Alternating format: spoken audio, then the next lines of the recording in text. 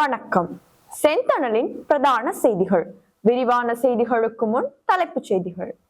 சூடு பிடிக்கும் யாழ் இளைஞன் துப்பாக்கிச்சூடு விவகாரம் சீறும் கஜேந்திரகுமார் பொன்னம்பலம்.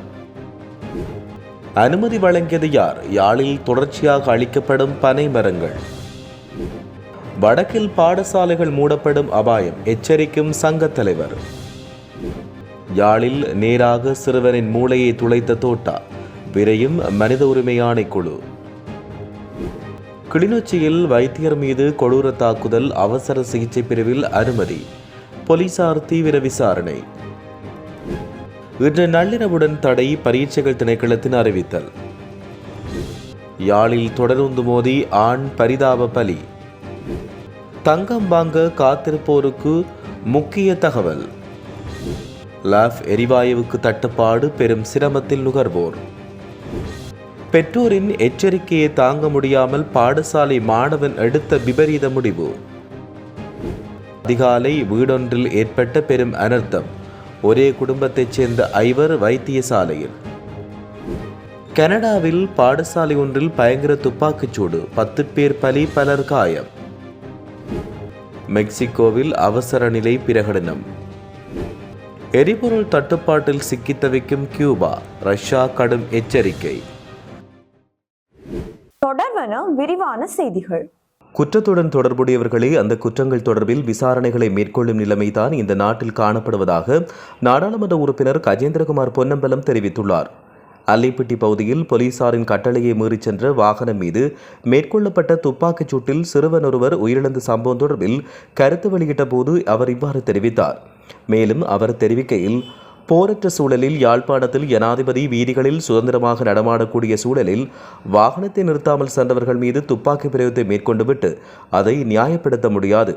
வாகனம் ஒன்றை நிறுத்துமாறு கட்டளையிட்டு அவர்கள் கட்டளையை மீறிச் சென்றால் வாகனத்தை நிறுத்த வைப்பதற்கான நடவடிக்கையை தான் போலீசார் மேற்கொள்ள முடியுமே தவிர சாரதியை சுட்டுக் கொள்ள முடியாதென்றும் அவர் தெரிவித்தார்.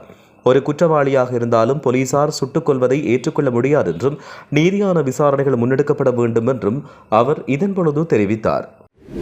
யாழ்ப்பாணம் வடமராட்சி கிழக்கு பகுதியில் தொடர்ச்சியாக பனைமரங்கள் அளிக்கப்பட்டு வருகிறது. வடமராட்சி கிழக்கின் பெரும் சொத்தான பனைமரங்கள் பல லட்சக்கணக்கில் அளிக்கப்பட்டு வருவதாக தெரிவிக்கப்பட்டுள்ளது. இதைவிட தமது காணிகளை துப்புரவு செய்வதற்காகவும் தொடர்ச்சியாக பனைமரங்கள் அளிக்கப்பட்டு வருவதோடு விவசாயம் மேற்கொள்வதற்கு காணிகளை துப்புரவு செய்வதற்கு பனைமரங்கள் அளிக்கப்பட்டு வருவதாக தெரிவிக்கப்படுகிறது. யுத்தத்துக்கு முன்னர் பாதுகாக்கப்பட்ட பனைமரங்கள் அதிகளவு யுத்தத்துக்கு பின்னர் அளிக்கப்பட்டு வருவதாக குற்றம் சுமத்தப்பட்டுள்ளது. வடமராட்சி கிழக்கிலிருந்து தொடர்ச்சியாக பனைகள் அளிக்கப்பட்டு பனைமரங்கள் சட்டவிரோதமாக ஏனைய பகுதிகளுக்கு எடுத்துச் செல்லப்படுவதாக தெரிவிக்கப்படுகிறது. தொடர்ச்சியாக சட்டவிரோத பனைகளிப்பு இடம்பெற்று வரும் நிலையில் இதுவரையில் குற்றவாளிகள் கைது செய்யப்படவில்லை என்றும் மேலதிக விசாரணைகளை போலீசார் மேற்கொண்டு வருவதாகவும் தெரிவிக்கப்படுகின்றமை குறிப்பிடத்தக்கது. தமிழர் பிரதேசத்தில் இனவிருத்தி குறைந்து செல்வதால் பல வரலாற்று பாடசாலைகள் மூடப்படும் அபாயம் உள்ளதாக உடற்கல்வி டிப்ளோமா ஆசிரியர் சங்கத்தின் தலைவர் பானா தர்மகுமாரன் தெரிவித்தார். நேற்று உடவில் மாங்ஸ் மகாவித்தியாலயத்தின் இல்லமை வீரர் திறனாய போட்டியில் விருந்தினராக கலந்து கொண்டு சிறப்பித்த போது அவர் இவ்வாறு தெரிவித்தார். நம்பிக்கை இல்லாத வாழ்க்கையை முன்னெடுப்பதோடு தன்னுடைய பரம்பரையை வலுவாக்க தவறுவதாகவும் குறிப்பிட்டுள்ளார். யாழ்ப்பாணம் அல்லைப்பட்டி பகுதியில் காவல்துறையின் உத்தரவை மீறிச் செல்ல முற்பட்ட காயஸ்ரக வாகனம் மீது காவல்துறை மேற்கொண்ட துப்பாக்கிச் சூட்டில் 17 வயது சிறுவன் நேற்று உயிரிழந்தார். இச்சம்பவம் நேற்று அதிகாலை 1:15 மணிக்கு காவல்துறை பிரிவுக்குட்பட்ட அல்லைப்பட்டி பகுதியில் இடம்பெற்றது. காவல்துறையினர் மேற்கொண்ட துப்பாக்கிச் சூட்டில் வட்டுக்கோட்டை சித்தங்கனி பகுதியைச் சேர்ந்த 17 வயது சிறுவன் உயிரிழந்தார். யாழ்ப்பாணத்தில் காவல்துறையின் துப்பாக்கிச் சூட்டுக்கு இலக்காகி சிறுவன் உயிரிழந்த சம்பவம் தொடர்பில் மனித உரிமை ஆணைக்குழு விசாரணைகளை ஆரம்பித்துள்ளது. மனித உரிமை ஆணைக்குழுவின் யாழ் பிராந்திய இணைப்பாளர் கனகராஜ் தலைமையிலான குழுவினர் செவ்வாய்க்கிழமை சம்பவ இடத்துக்கு நேரில் சென்று காலென்றவரங்கரை நேரில் ஆராய்ந்ததோடு காவல்துறையிடமும் தகவல்களை கோரி பெற்றுள்ளனர். அதேவேளை குறித்த வாகனத்தில் பயணித்த ஏனைய இருவரிடமும் உயிரிழந்த நபரின் உறவினர்களிடம் விசாரணைகள் முன்னெடுக்கப்பட்டு வாக்குமூலங்கள் பெறப்பட்டு வருவதாக தெரிவிக்கப்படுகின்றமை குறிப்பிடத்தக்கது. கிளிநொச்சி பொது வைத்தியசாலையின் அவசர சிகிச்சை பிரிவில் கடமை புரியும் வைத்தியர் ஒருவர் மீது நேற்று இனந்தெரியாத நபர்களால் மேற்கொள்ளப்பட்ட தாக்குதல் அந்த பகுதியில் பெரும் பரபரப்பை ஏற்படுத்தியுள்ளது. கிளிநொச்சி வைத்தியசாலைக்கு அருகில் உள்ள ஏனையின் வீதியில் அமைந்துள்ள வியாபார நிலையம் ஒன்றுக்கு அருகில் இந்த சம்பவம் இடம்பெற்றது.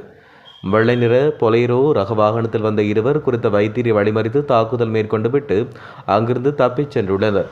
தாக்குதலுக்குள்ளான வைத்தியர் பலத்த காயமுற்ற நிலையில் தற்போது கிளிநொச்சி பொது வைத்தியசாலையின் அவசர சிகிச்சை பிரிவில் அனுமதிக்கப்பட்டு சிகிச்சை பெற்று வருகிறார். சக வைத்தியர் ஒருவரை அதே பிரிவில் சிகிச்சைக்கு அனுமதிக்கப்பட்டுள்ளமை வைத்தியசாலை ஊழியர்களிடையே சோகத்தையும் அதிர்ச்சியையும் ஏற்படுத்தியுள்ளது. இந்த சம்பவம் தொடர்பாக கிளிநொச்சி போலீஸ் நிலையத்தில் உத்தியோகபூர்வமாக முறைப்பாடொன்றும் செய்யப்பட்டுள்ளது. தாக்குதலுக்கு பயன்படுத்தப்பட்ட வாகனத்தின் இலக்கம் மற்றும் தாக்குதல் நடத்தியவர்களின் விவரங்களை சேகரிக்க போலீசார் மேலதிக விசாரணைகளை தீவிரப்படுத்தி வருவதாக தெரிவிக்கப்படுகின்றமை குறிப்பிடத்தக்கது. 2025 ஆண்டுக்கான காப்போது சாதாரண தர பரீட்சையை முன்னிட்டு மேலதிக வகுப்புகள், விரிவுரைகள், கருத்தரங்குகள் மற்றும் செயல் அமர்வுகள் நடத்துவதற்கு தடை விதிக்கப்பட்டுள்ளது. இந்த தடை இன்று நள்ளிரவு முதல் நடைமுறைக்கு வருவதாக பரீட்சைகள் திணைக்களம் அறிவித்துள்ளது. பரீட்சை திணைக்களம் வெளியிட்டுள்ள அறிக்கையில் இந்த விடயம் தெரிவிக்கப்பட்டுள்ளது. நாடு முழுவதும் 3545 பரீட்சை நிலையங்களில் எதிர்வரும் 17ஆம் தேதி முதல் 26ஆம் தேதி வரை காப்போத சாதாரண தர பரீட்சையை நடத்த ஏற்பாடுகள் செய்யப்பட்டுள்ளன. பரீட்சைக்கான மாதிரி வினாக்கள் அடங்கிய வினாத்தாள்களை அச்சிடுதல் மற்றும் விநியோகத்தில் பரீட்சை வினாக்களை வழங்குவதற்காக கூறி சுவரொட்டிகள் மற்றும் பதாதைகள் துண்டு பிரசுரம் மூலம் இலத்திரனிய அல்லது அச்சு ஊடகங்களில் விளம்பரப்படுத்தல் அல்லது அவற்றை வைத்திருத்தல் தடை செய்யப்பட்டுள்ளது. எவரேனும் ஒரு நபரோ அல்லது நிறுவனமோ இந்த சட்டத்தை மீறினால் அது குறித்து அருகிலுள்ள காவல் நிலையத்துக்கோ அல்லது பரீட்சைகள் திணைக்களத்துக்கோ அறிவிக்குமாறு பொதுமக்களிடம் கோரப்பட்டுள்ளதாக தெரிவிக்கப்படுகிறது. யாழ்ப்பாணத்தில் இடம்பெற்ற தொடர்ந்து விபத்தில் ஆணொருவர் உயிரிழந்தார். இந்த சம்பவம் இன்று காலை யாழ்ப்பாணம் மல்லாகம் பகுதியில் இடம்பெற்றது. காங்கேசந்துறையிலிருந்து ஓமந்தை நோக்கி சென்ற யாழ்ராணி தொடருந்துடன் மோதி இந்த விபத்து இடம்பெற்றது. சம்பவம் தொடர்பாக காவல்துறையினர் விசாரணைகளை ஆரம்பித்துள்ளனர். இலங்கையில் இன்றைய தினம் தங்கத்தின் விலையில் எவ்வித மாற்றமும் ஏற்படவில்லை என அகில இலங்கை நகைய வியாபாரிகள் சங்கம் தெரிவித்துள்ளது. சர்வதேச சந்தை மற்றும் உள்ளூர் சந்தை நிறுவனங்களுக்கு அமைவாக தங்கத்தின் விலையில் அதிகரிப்போ அல்லது குறைவோ ஏற்படாத நிலையில் காணப்படுவதாக அந்த சங்கம் சுட்டிக்காட்டியுள்ளது. அந்த வகையில் தற்போதைய தங்கத்தின் விலை நிலவரப்படி 24 கரட் தங்கம் பவுனொன்று 3,95,000 ரூபாவாக விற்பனை செய்யப்படுகிறது. 22 கரட் தங்கம் பவுனொன்று 3,65,400 ரூபாவாக விற்பனை செய்யப்படுவதாக தெரிவிக்கப்பட்டுள்ளது.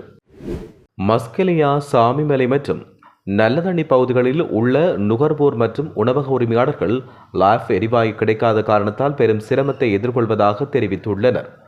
எரிவாயு நிறுவனத்திடம் ஆர்டர் செய்தாலும் புதிய விலை திருத்தத்துக்கு பின்னர் கிட்டத்தட்ட 2 வாரங்களாக இருப்பு கிடைக்கவில்லை என இந்த பகுதியில் உள்ள எரிவாயு மொத்த விற்பனையாளர் கடை உரிமையாளர்கள் தெரிவித்தனர். லைஃப் எரிவாயு கிடைக்காததால் சிலிண்டருக்கு வேறு வகை எரிவாயுவை வாங்க முடியாமல் அன்றாட நடவடிக்கையில் பெரும் சிரமத்தை எதிர்கொள்வதாக அவர்கள் தெரிவித்துள்ளனர். லைஃப் எரிவாயு நிறுவனம் காலத்துக்கு காலம் தன்னிச்சையாக விலை உயர்வு செய்த போதிலும் நுவரெலியா மாவட்டத்தில் பல இடங்களில் இந்த நிறுவனத்தின் எரிவாயு தட்டுப்பாடு நிலவி வருகிறது. இது தொடர்பில் சம்பந்தப்பட்ட அதிகாரிகள் நடவடிக்கை எடுக்க வேண்டும் என்று பாதிக்கப்பட்ட மக்கள் கோரிக்கை விடுத்துள்ளனர். களுத்துறையில் பெற்றோரின் எச்சரிக்கையை தாங்க முடியாமல் 13 வயது பாடசாலை மாணவன் உயிர் மாய்த்துள்ளார். இந்த சிறுவன் வீட்டில் தூக்கிட்டு உயிரை மாய்த்ததாக வெளிப்பென போலீசார் தெரிவித்தனர். வெளிப்பென்ன ஹொராவல பகுதியைச் சேர்ந்த மத்துக்கம பகுதியில் உள்ள பிரபலமான பாடசாலையில் 9ஆம் வகுப்பு படிக்கும் மாணவன் இவ்வாறு உயிரிழந்துள்ளார். குறித்த மாணவன் தலைமுடியை வெட்டுவது குறித்து பெற்றோரால் கடுமையாக எச்சரிக்கைப்பட்டார். அதை ஏற்றுக்கொள்ள முடியாமல் மனமுடைந்த மாணவர் கடிதம் எழுதி வைத்த நிலையில் உயிரை மாய்த்துள்ளார். நேற்று முன்தினம் களுத்துறையில் உள்ள நாகுட மருத்துவமனையில் பிரேத பரிசோதனை இடம்பெற்றது. சம்பவம் தொடர்பில் போலீசார் மேலதிக விசாரணைகளை மேற்கொண்டு வருவதாக தெரிவிக்கப்படுகின்றமை குறிப்பிடத்தக்கது. அகுரண தொடங்குள்ள பகுதியில் உள்ள வீடொன்றில் இன்று ஏற்பட்ட தீ விபத்தில் ஒரே குடும்பத்தைச் சேர்ந்த 5 பேர் காயமடைந்து வைத்தியசாலையில் அனுமதிக்கப்பட்டுள்ளனர். இன்று அதிகாலை 4:30 மணியளவில் தீ விபத்து ஏற்பட்டதாக போலீசார் தெரிவித்தனர். குடியிருப்பாளர்களின் அரறு சத்தம் கேட்டு அந்த பகுதி மக்கள் வந்து தீயை அணைத்து வீட்டின் ஜன்னலை உடைத்து காயமுற்ற 5 பேரையும் மீட்டு வைத்தியசாலையில் அனுமதித்துள்ளனர். இவ்வாறு காயமடைந்தவர்களில் 3 தீக்காயங்களுக்கு உள்ளாகியுள்ளனர். மற்ற 2 சுவாச கோளாறு காரணமாக வைத்தியசாலையில் அனுமதிக்கப்பட்டுள்ளனர். இந்த தீ விபத்தில் வீட்டில் உள்ள அனைத்து பொருட்களும் எரிந்து நாசமாகியுள்ளன. தீ விபத்துக்குரிய காரணம் இன்னும் தெரிவிக்கப்படவில்லை. சம்பவம் தொடர்பில் அளவதுகுட போலீசார் மேலதிக விசாரணைகளை மேற்கொண்டு வருவதாக தெரிவிக்கப்படுகின்றமை குறிப்பிடத்தக்கது. இனி சர்வதேச செய்திகள்.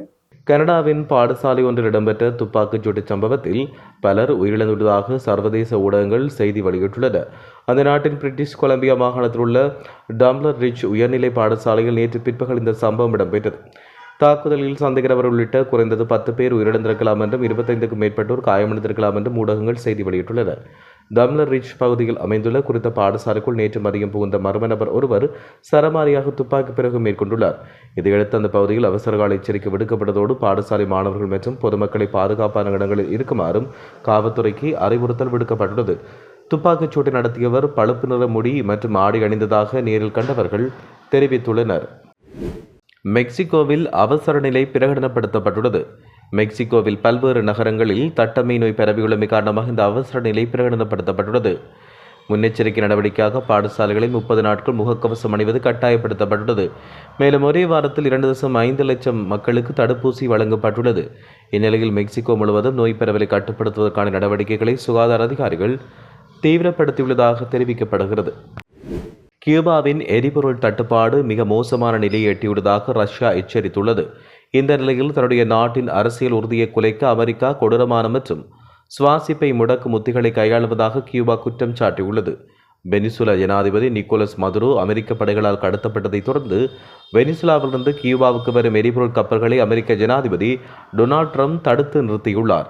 அத்துடன் கியூபாவுக்கு எரிபொருள் வழங்கும் மெக்சிகோ போன்ற நாடுகளின் மீது வர்த்தக வரிகளை விதிப்போம் என அமெரிக்கா எச்சரித்தமை கியூபாவின் பொருளாதாரத்தை முடக்கும் நிலைக்கு தள்ளியுள்ளது. இந்நிலையில் கியூபாவின் நிலைமை உண்மையில் மிகவும் கவலைக்கிடமாக உள்ளதாக கிரெம்ளின் செய்தி தொடர்பாளர் டிமிட்ரி பெஸ்கோவ் குறிப்பிட்டுள்ளமை குறிப்பிடத்தக்கது. இத்துடன் செய்திகள் நிறைவடைகின்றன. வணக்கம்.